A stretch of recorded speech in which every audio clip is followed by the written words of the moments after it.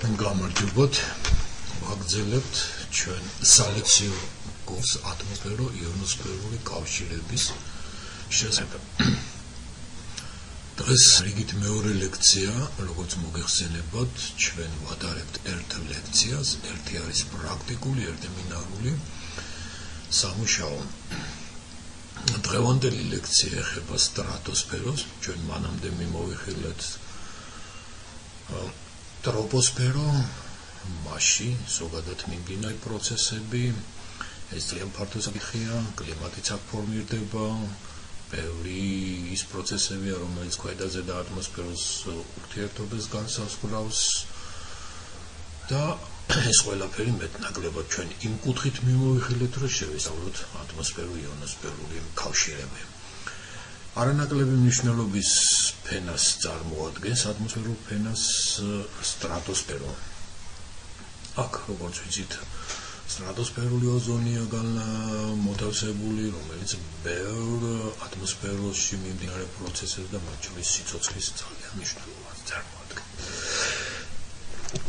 კაცრავად, და მივთახლა აქ ჩვენ ძალიან ბევრი საკითხი გვაქვს განსახილველი, რაც სტრატოსფეროს შევეცდებით ეს ყველაფერი მაქსიმალურად რეზუმირებულად განხილოთ. ესე იგი, მიზანი არის ძირითადი პროცესების მიმოხილვა, რომელსაც მნიშვნელობა ექნება შემდგომში ატმოსფერო-იონოსფერული კავშირებისათვის, ასევე ქვედა და ზედა ატმოსფეროს კავშირებისათვის, ან კიდევ იმ ფაქტორებისთვის, რომლებიც განსაზღვრავენ და ძალიან გრძნობიარე არიან აი ამ კავშირების როგორც მოკლე, ასე გრძელვადიან განვითარებაზე.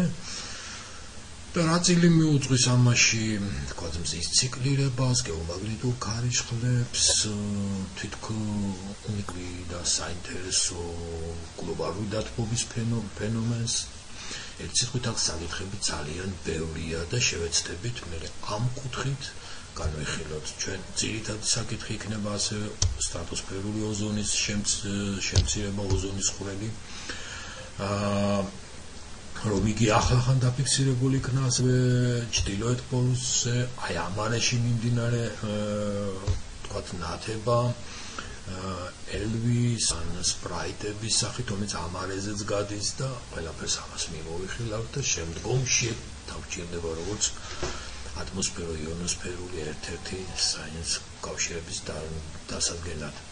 ერთ სიტყვით ჩვენ როგორც ვიცით წნევა სტრატოსფეროს რაღაც 10-12 კილომეტრიდან 30-60 კილომეტრის მიდამოშია.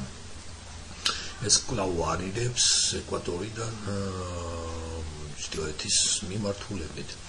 წნევა დაახლოებით 200 მილიბარიდან ეცემა 1 მილიბარამდე ზედა საზღვარზე. ერთ სიტყვით 10-50 კილომეტრის პირობითი საზღვრებია, როგორც მოგეხსენებათ და როგორც ყველა პარამეტრი ატმოსფეროში რაღაც გარკვეულ საზღვრებში ვარირებს. ამავე ფენაში ოზონის ფენა, როგორც უკვე გითხარით, აირი მეტნაკლებად სტაბილურია და აი მთავარი მახასიათებელი ასევე ისიც არის, რომ იზოთერმულად სტრატიფიცირებულია იგივე. და ძალიან მნიშვნელოვანი როლი აქვს, რადგან იგი რეალურად ასტაბილურებს, აჩერებს ტროპოსფეროში ამის ტემპერატურა ამარეში აღწევს მაქსიმალურ მნიშვნელობას, უფრო სტრატოპაუზაში.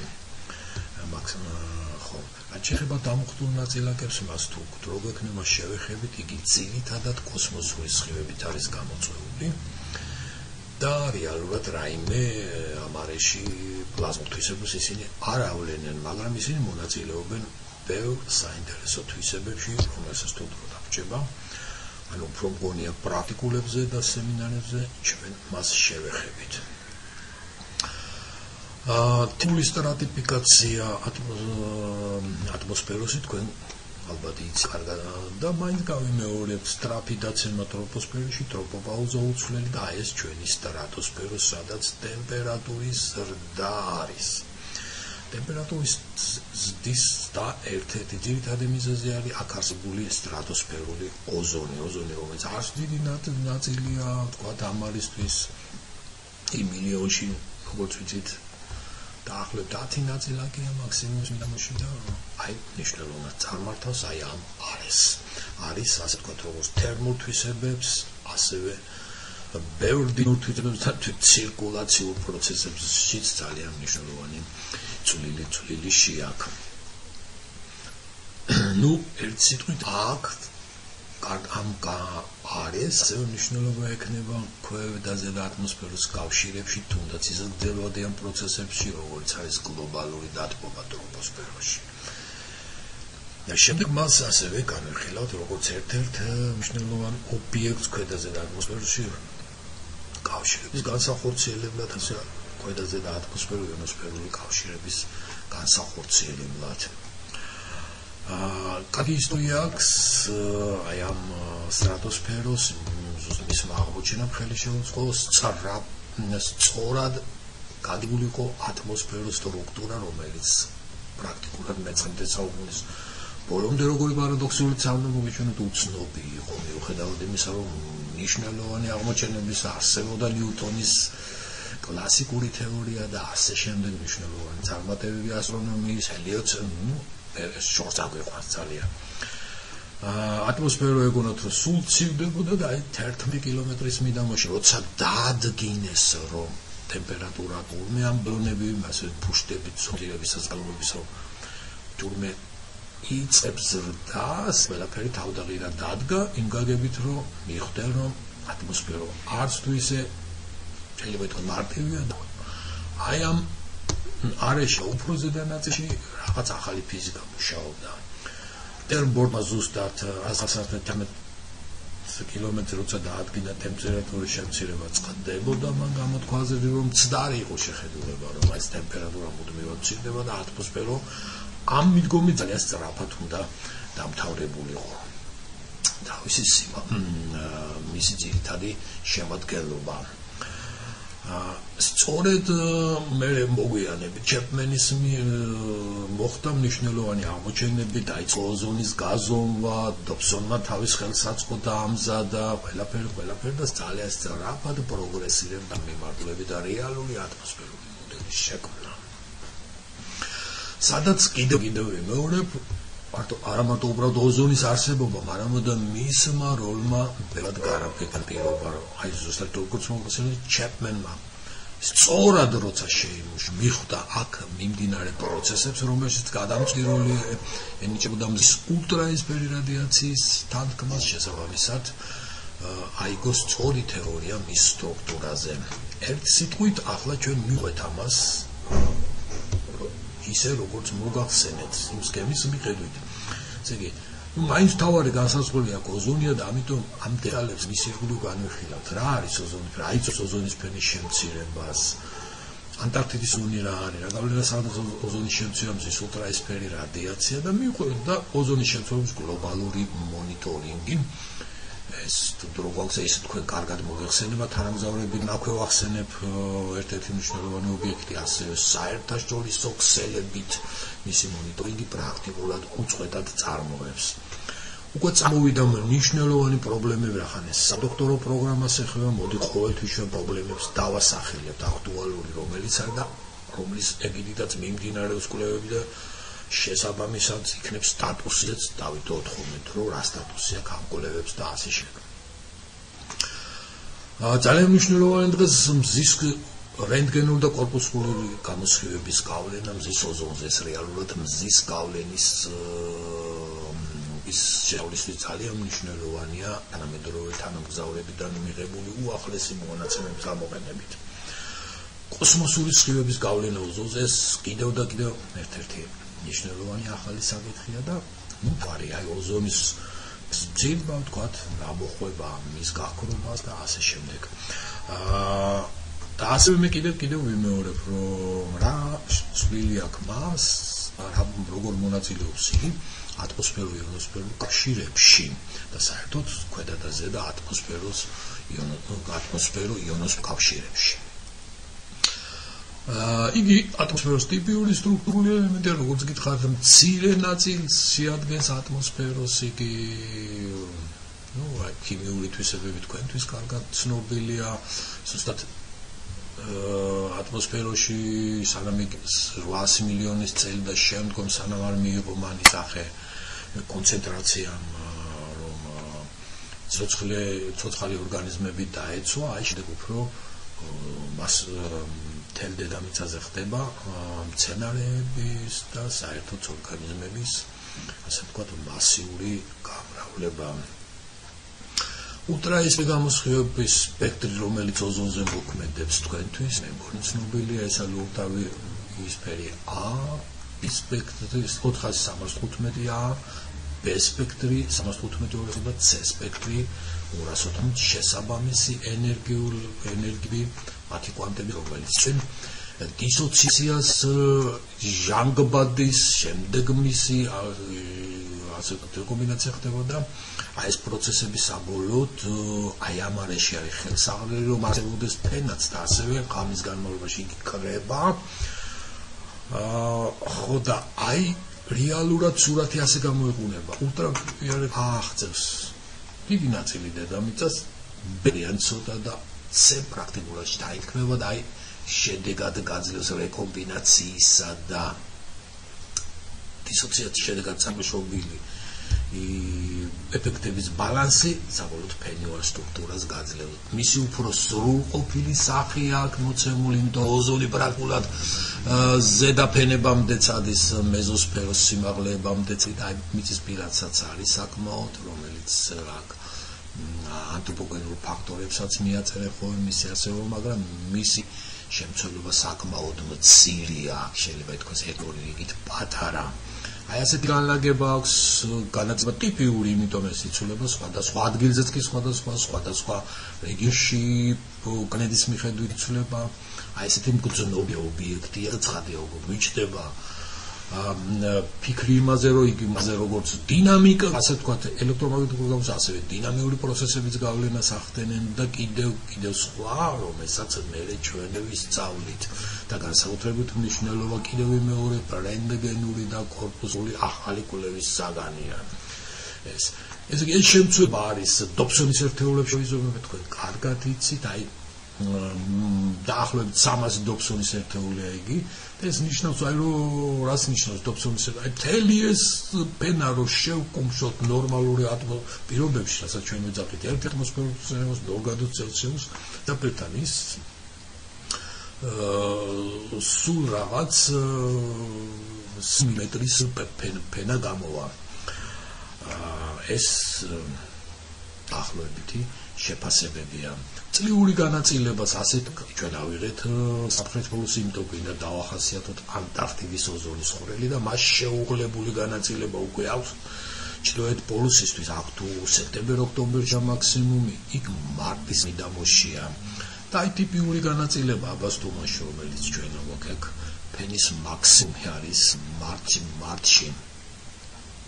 და შესაბამისად პირიქით ოქტომბერში, სექტემბერში არის მინიმუმ, როგორც მოსმოდნელი იყო, გვაქვს 6 თვიანი შეუღლება. პირველად მე როგორც უკვე მოგახსენეთ, აი თეორია ოზონის ფენის და შესაბამისად მასზე რომ აიგო მომავალში ატმოსფეროს მოდელები და რეალური შეხედულება სწორედ გენიალურ მეცნიერს სიდნეი ჩემპერმენს, რომელმაც თავისი 1930 წლის კლასიკურ შრომაში მოგცა ის ციკლი, რომელითაც შეიძლებოდა ოზონი ფორმირებულიყო. პირველი ეს არის, რომ დისოციაციური რეკომბინაცია ხდება ჟანგბადის ულტრაისფერი გამოსხივებით, ეს C-ა, ულტრაისფერი C.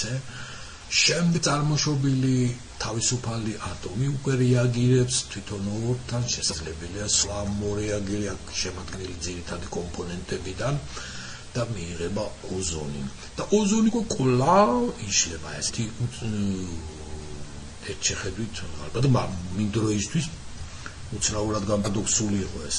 კვლავ იშლება ფოტონით და აი ეს პროცესი რეკომბინაციის ბალანსი დაშლა ხდება უკვე უფრო დაბალ დიაპაზონში.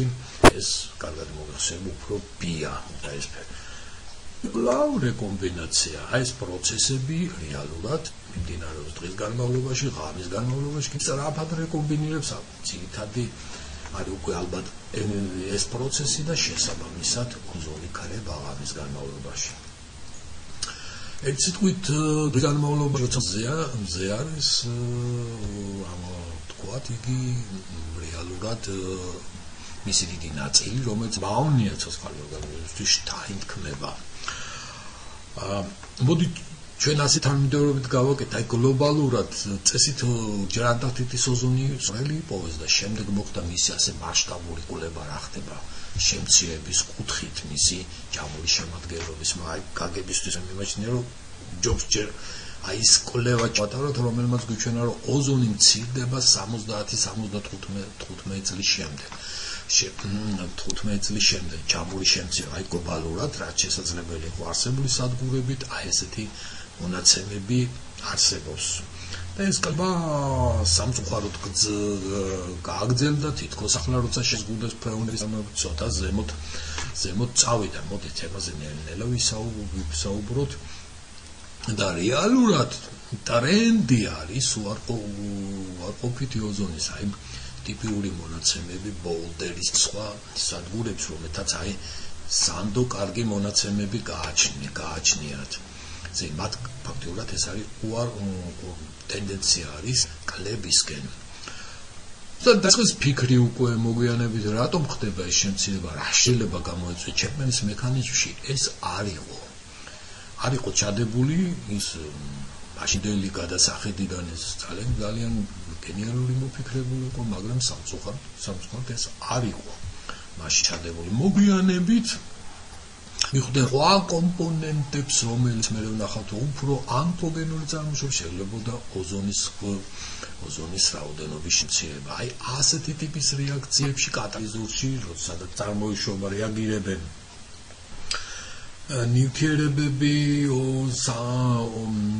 ოთან ჟანგეული შემდეგ კვლავ ჟანგეული ოსთან და კვლავ გამოთავისუფლდება ეს ნივთიერება და კვლავ იწყებს ამ ოზონის გაქრობას ასეთი ნივთიერებები როგორც ამოჩნდა შესაძლებელია იყოს აზოტიანგი ჰიდროქსილი ქლორი და ბრომი ან მაჟანგეულების შესაბამისად და განიხილავენ ძირითადად 4 ტიპის აი ენოს მონაწილეობით თვითონ ჰიდროქსილის ქლორის შესაბამისი ჟანგეულების მე ყოველ თავიდანვე ვახსენებ მონაწილეობით აი ერთ-ერთი ტიპიური რეაქცია ქლორფტორკარბონატების მონაწილეობით ეს კატალიზურია ის ატმოსფეროში მოგეხსენებათ ესენი ძალიან გრადებია მოხდებიან თუ არა ატმოსფეროს სწრაფად იშლებიან ულტრაისფერი ეთიტყვით ხდება მათი ფოტოდისოციაცია გამოთავისუფლდება ქლორი რეაგირებს ოსამთან გამოთავისუფლდება ორი კვლავ რეაგირებს ოსთან და გამოთავისუფლდება ერთ სიტყვით აი ამ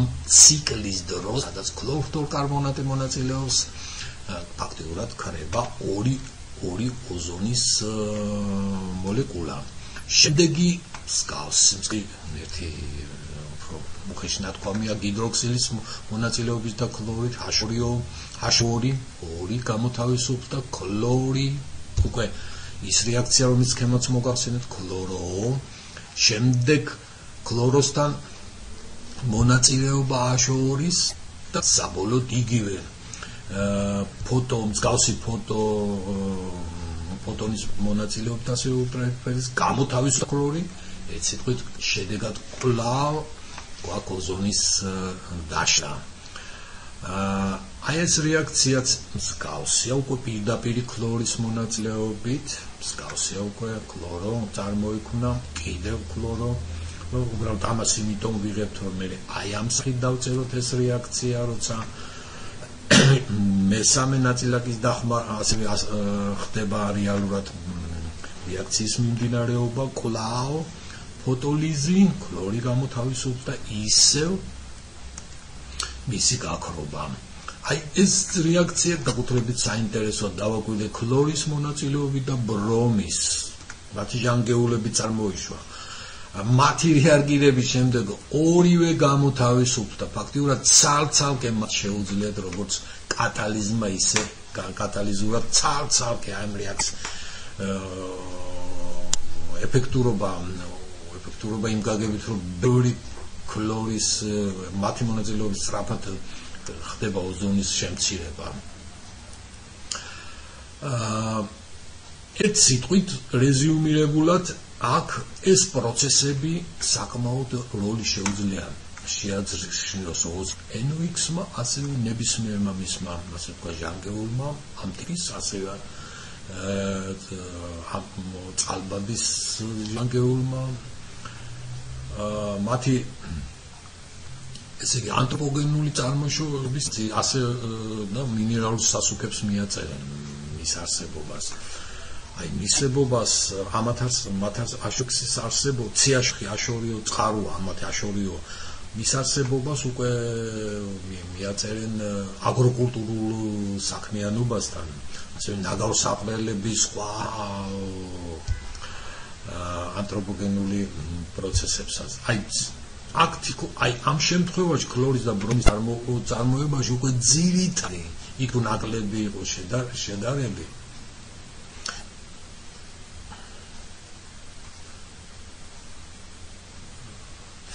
ძირითადად აქ უკვე ადამიანური ფაქტორები არის. აი მათი ფლოროფლორკარბონატების და ჰალონების ბრომიდების დამატებით ამ წარმოებაში. ნუ კოდური ნომერი მაინც ავიღოთ აი ამ თანმიმდევრობით არის ტოლიფლორი ქლორი კარბონ CF ქლორი ბრომი შესაბამისად რაოდენობა პირველი ამას აღნიშნავს, მეორე ამას აღნიშნავს, მესამე ამას აღნიშნავს და აი ამის მაგალითზე თქვენ შეგიძლიათ გაივარჯიშოთ ვთქვათ.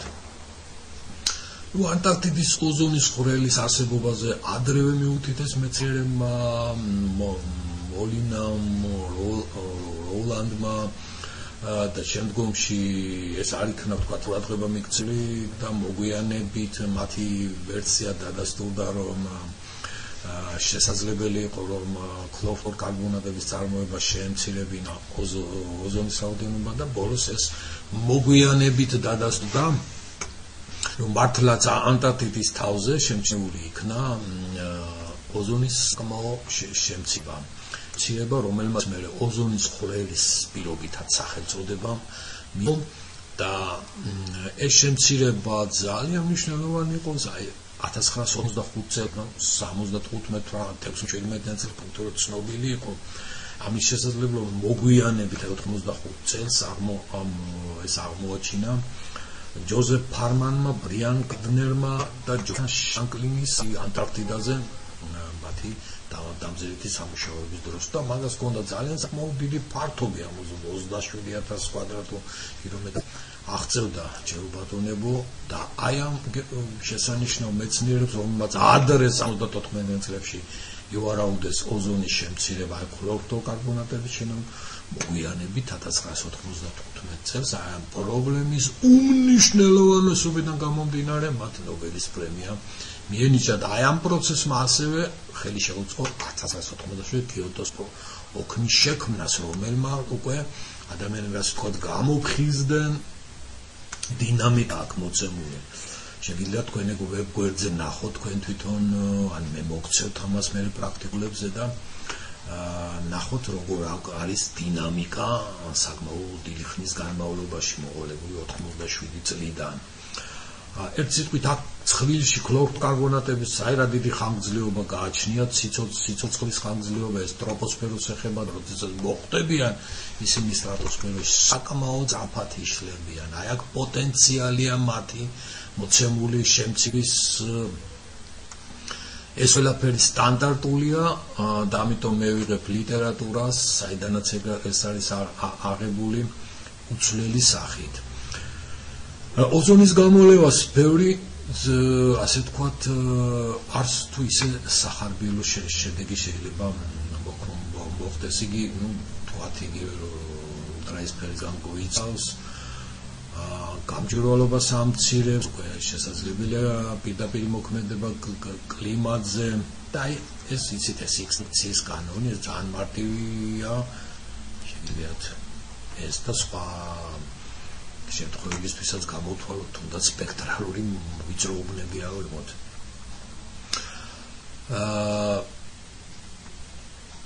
ოზონის საშუალო სისქე როგორც თქვით 3 მმ, 3-4 მმ თუა, აი ამ დამოკიდებულების შედეგად დიდი განმავლობაში ეს პროცესი მოხდება და უწყვეტი იქნება ქლოროფთორკარბონატებით ატმოსფეროს დაბინძურება, საკმაოდ სერიოზული გავლენა შეუძლია მოიპოვოს ამან. ოზონის შემცირება კი მოცემული გვაქვს ცხრილი, მაგრამ 1% არსებული შეფასებიდან 300 ნანომეტრზე და 300 ნანომეტრისთვის და 250-ისთვის 10%, რომელიც კიდევ უფრო მნიშვნელოვანია, არსებითია, ასე ვთქვათ, ცოცხალი ორგანიზმის ბების საფრთხექმნისთვის. აი ეს შეგვიძლია ჩვენ თვითონაც გავაკეთოთ ეს შეფასებები. დრამატული შედეგებიც ვიცით ახლა ეს კიბოს დაავადების, სიბრმავების, თერმოметრთა ზრდის შემოუშვება, იმუნურ სისტემაზე მოქმედებს ადამიანების ჩვენთან სამწუხაროდ და ერთ სიტყვით ამ პროცესებმა ყველაფერმა ხელი შეუწყო, რომ კიდევ ვიმეორებ, ჯერ კიდევ 1974 წელს იყო ეს ყველაფერი ნაცირასარმეტყველები, რომ ძალიან დიდი მნიშვნელობა ჰქონდა, მაგრამ 1000 მოგვიანებით აი ოზონის ხვრელი გააჩინამ უკვე ესეთ მინიცკი შემოაქვს ქლოროფთორკარბონატებს მოხრჩოლავ თოფს უწევენ შემდეგ წინადებაც კი იყო მათ მიერ რომ შეზღუდვის შესახებ ქლოროფთორკარბონატებზე და რადგან ახლა ეს დაფიქსირდა ანტარქტიდის ხვრელი უკვე ცხადია მიიღო სერიოზული გაგრძელება და დღემდე გრძელდება ეს შეზღუდვა ქლოროფთორკარბონატების წარმოებაზე.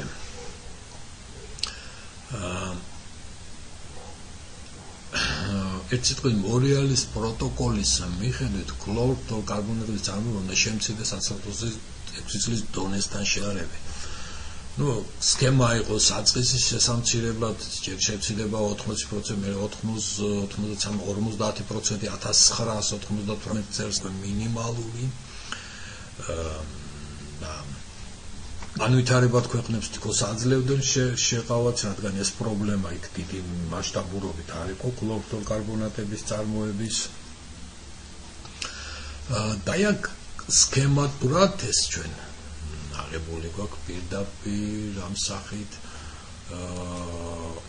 აი საკმაოდ მოგვიანებით ეს არ არის მე მოვიყვანე ცხრილში რომ აი ამ ქლოროფთორკარბონატების სიცოცხლის ხშირობა არის საკმაოდ მაღალი თუ კი ისინი გამოვიდნენ ტროპოსფეროში ვთქვათ მათი გამოდევნა ეს ადვილი არ არის მათი სიცოცხლის ხანგრძლივობა არის ძალიან დიდი მოსავალი ერთ-ერთი არის რომ მის შეწყს ამ ეტაპზე მის წარმოება და მას ჭირდება რამოდენიმე ათეული წლები გამომდინარე მათი სიცოცხლის ხანგრძლივობიდან და რეალურად თუ კი ისინი ზედა ტროპოსფეროში არ მოხვდა მათ ფიქრი მათ გამოდევნაზე ძალიან ძნელია ან ძნელია წარმოდგენა ესე დინამიკური პროცესების რომ აი მათ მოსმობა აი ბუნებრივი გზით მიდის ძალიან ნელა როგორც ხედავთ იგი რამდენიმეათ აი ამ დროს უკვე საკმაოდ 50-იან 60-იან წლებში შეიძლება მიაღწია იმ ადრინდელ დონეს სანამ გაჩნდებოდა ანტარქტიდის ოზონის ხვრელი 75-იან წელს იღებენ როგორც მოგახსენებთ აი ამ კვეთრის და აი ამ წლებიდან იწყება და აი ამას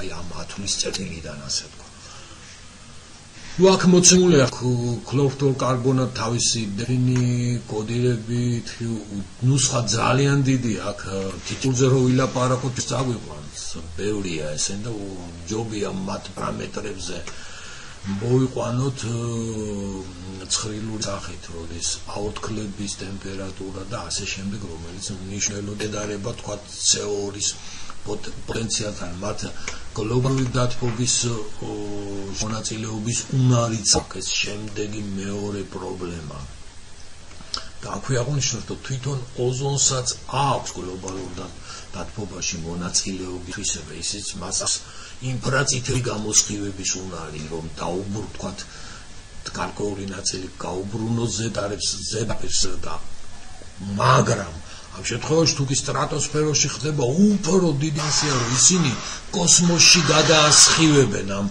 ინფრაწითელ გამოსხივებას. გადაასხივებენ შესაბამისად კიდევ აქ მიმდინარე პროცესების გათვალისწინებით თუ კი სეულის კონცენტრაცია გაიზრდება რეალურად ჯამურად აქ ჩვენ გვექნება უფრო ტემპერატურის არგვა. აი ამას კიდევ დაუბრუნდეთ, მაგრამ აი სქემა ძალიან კარგია, ვებგვერდი მაქვს მითითებული, მაინც ეს ნახეთ თქვენ თვითონ, აი აღდგენ ძალიან ლამაზად არის ეს ყველაფერი, აღდგენის დიაგრამა, ზუსტად მე უკვე მოგახსენეთ, საბალძე მოგვიანებით უნდა აღდგეს მოდელურად და როგორ იცვლება ზომები ანტარქტიდაზე, ოზონის ხვრელის ეს სადღაც საკმაოდ მოგვიანებით 50-იანი, 40-50-იანი წლებისკენ არის ნაცირასთან მეტყველები. აი პრობლემა თითქოს კიდევ და კიდევ რომ აქტუალური არის, სულ ახლახან წამოვიდონ ჩრდილოეთშიც იპოვეს პოლუსი, ანუ არქტიკაზეც იპოვეს ასე თქვა ფიქსირეთ ოზონის შემცირება. აი ის სურათი პირველად რომელიც მიიღეს არქტიკის თავზე, რომელიც მეტყველებს რომ აქაც ოზონის შემცველობა კლებულობს და გაზომება ციკაური სადგურების ჩნეს რომ აი ამ დროს როდესაც ეს მოვლენა დააფიქსირეს აი ნათების მიხედვით ამ ღრუბლების არსებობის მიხედვით უბრალოდ მათ მიხვდნენ ეს ახალი მოვლენა ახლახან მიხვდნენ რომ ეს სტრატოსფერული ოზონის შემცირების შედეგი იყო და აი გაზომებიც შეხედეთ ჩემო ბატონო მე უკვე დაიწყეს აქაც აქტიური მონიტორინგი შეიძლება ისეთი დიდი შემცირება არ არის მაგრამ ტემპერატურის კლება შემცირება აი ძალიან მნიშვნელოვანია ერთმანეთს ემთხვევა ჯერ ესეთი აქედან გამოდის ის რომ ამ არის ტემპერატურას მნიშვნელოვნად გაგრავს ოზონი და კვლავ პრობლემა რომ საერთოდ ატმოსფერულ კლიმატზე გავლენაზე როცა ლაპარაკი აი ფაქტი რომ გავლენა მას აქვს და საკმაოდ სერიოზული ამ პოლარული ჩრდილოეთ პოლუსზე ნაპოვნი ოზონის შემცირების ფაქტი ხარჯზე. აი ის არის, უკვე დაემატა ჩემო ბატონო ახალი რომელ პრობლემა იყო ანტარქტიკა, უბრალოდ ეს არ იყო ადრე და ასე ეთქობა ეს არსებობდა ადრეც, მაგრამ ახლა ახალი კვლევებით არის ეს ნაპოვნი. აი სადაც შეიძლება გავლენა იქონიოს, აი ამ არის არც თუ ისე პატარა ოზონის შემცირება. ხო და აი სუსტად ამ წუთში ვაჩვენეთ ტემპერატურის კლება, შემცირდება მაგრამ ოზონი ტემპერატურა კლებულობს. აი ეს ადრევე იყო ნაწინასწარმეტყველები ამ მოვლენის თუ ქვევით გლობალური დათვისებით აციება ხდება. აი ძალიან მნიშვნელოვანია მე შემდგომი ატმოსფერული იონოსფერული კავშირებისთვის.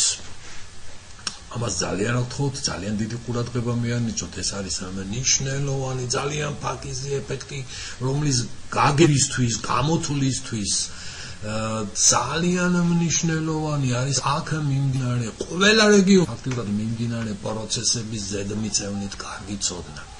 ერთ სიტყვით ამ არეში შეუძლია თვითონ ქლოროფლორკარბონატებმაც ითამაშონ როლი გაციების ამ არეში მოხდებიან. CO2-საც შეუძლია ითამაშოს გაციების როლი.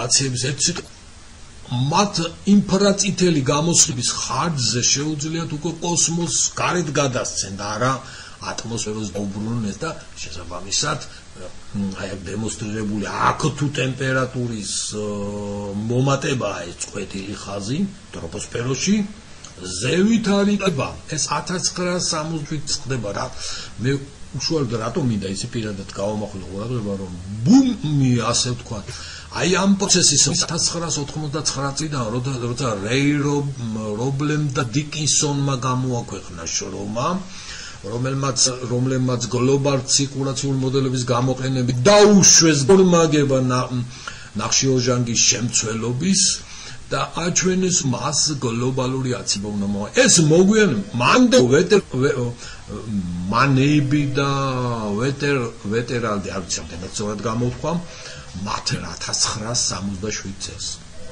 ხო და აი ამაზე ციკლირება არ ხდება ხოლმე, უფრო 99 წელზე ხდება ხოლმე.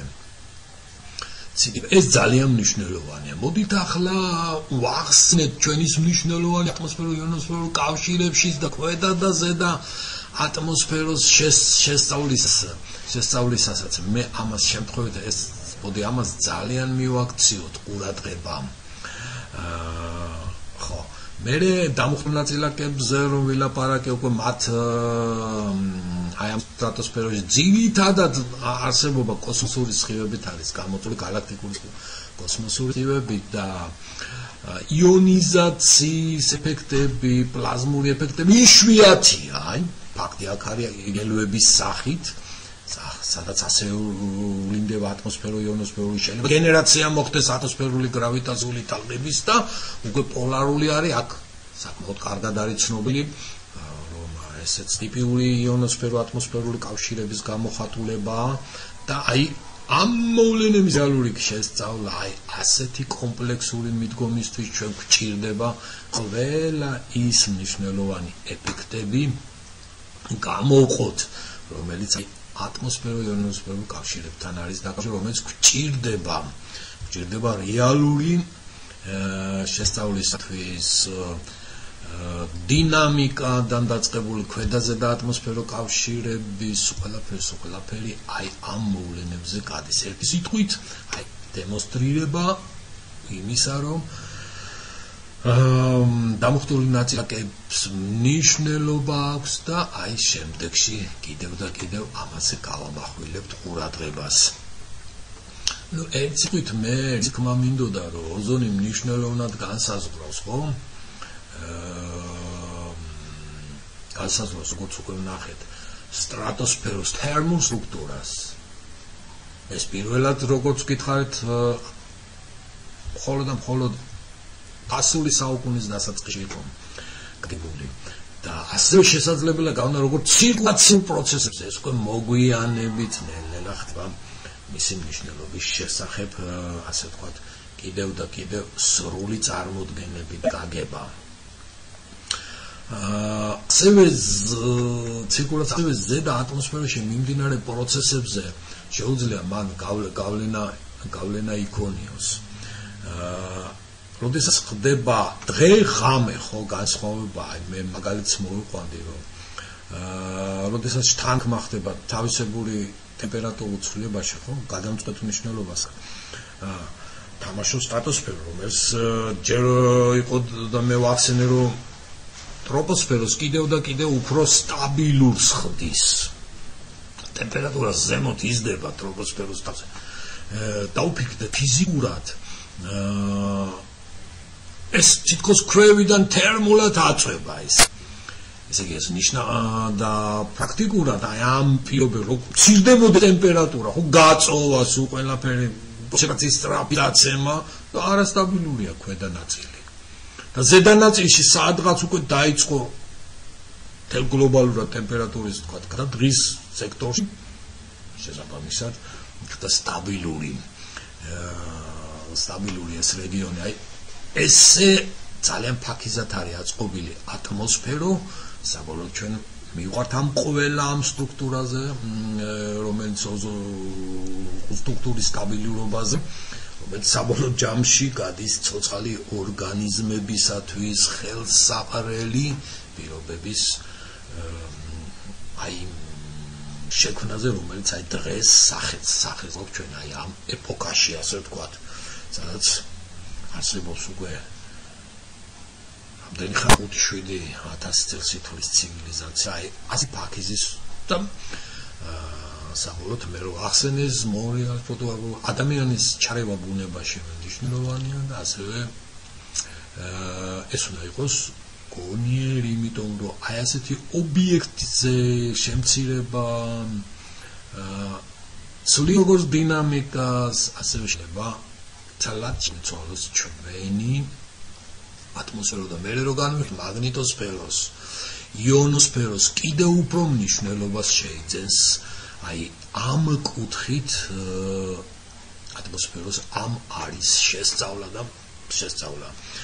შემდეგი სალექციო თემა უკვე იქნება ზედა ატმოსფერო და უკვე განვიხილავთ მიუხედავად ისა რომ მთელი მასა უკვე ტროპოსფეროში და სტრატოსფეროს ქვედა ნაწილში იყო მოკლე ძირითადი მასა აი როგორი მნიშვნელობა აქვს ამ ზედა ნაწილს საერთოდ მთელს ატმოსფეროში მიმდინარე პროცესებზე ასე მე გეომაგნიტურ ველს მათ სტრუქტურაში შენარჩუნებაში და რეალურად მზე დედამიწა კავშირების გახორციელებაში რომელიც საბოლოო ჯამში განსაზღვრავს ატმოსფეროს და მისი დამუხტული გზის არსებობას და ცვლილებას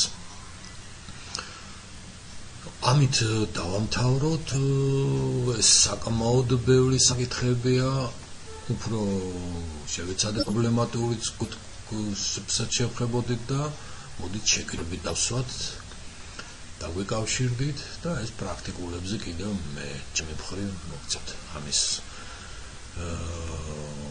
ირგვლივ დავალებებს და უფრო იმედი მაქვს რომ ამ მნიშვნელოვან პრობლემატურ საკითხს ჩვენ მეტნაკლებად დეტალურად მიხილავთ. მალობთ ყურადღებისთვის.